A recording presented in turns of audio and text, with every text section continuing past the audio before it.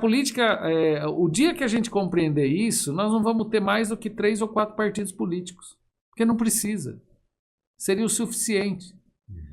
Aí você vai me falar assim, então nos Estados Unidos é bacana porque lá só tem 2 partidos. Não, primeiro que nos Estados Unidos não tem só 2 partidos. Nos Estados Unidos tem mais partido que no Brasil. Explica um pouco pra gente, né? Até o pessoal sempre tem essa referência, né, Ricardo? Comparar o Brasil, né, com os Estados Unidos A gente acha que nos Estados Unidos só tem democratas e republicanos. Não.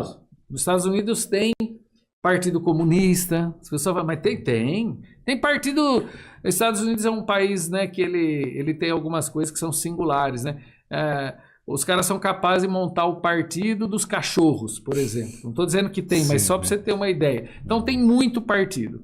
Só que nos Estados Unidos, como a questão lá é muito mais o capital para eles, não tem muito essa coisa de ficar... Porque a gente tem um pouco de pudor com essa questão do dinheiro, né? A gente fica assim, não, mas não pode ser assim, não pode... Não, os Estados Unidos nesse ponto eles são mais libertos.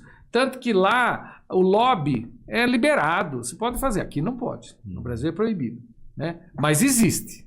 Está cheio de lobista em Brasília defendendo os interesses deles. Que chama deputado para jantar, que chama deputado para negociar uma lei, negociar outra. Não pode. Ele não pode ficar lá dentro do Congresso. Mas ele pode ficar lá fora assediando. Nos Estados Unidos isso já é regulamentado, é mais tranquilo.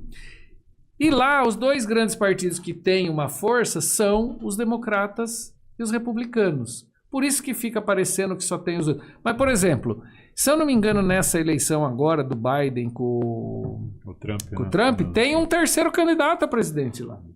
Que, inclusive, lá você não precisa nem ter filiação partidária. Agora tem a situação da Kamala Harris, né? Que tá...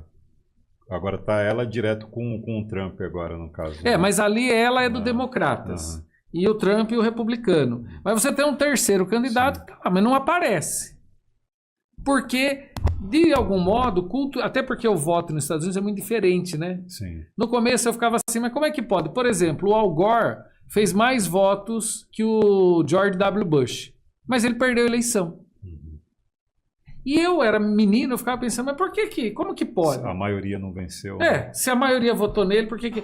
Porque lá nos Estados Unidos, lá tem uma diferença básica.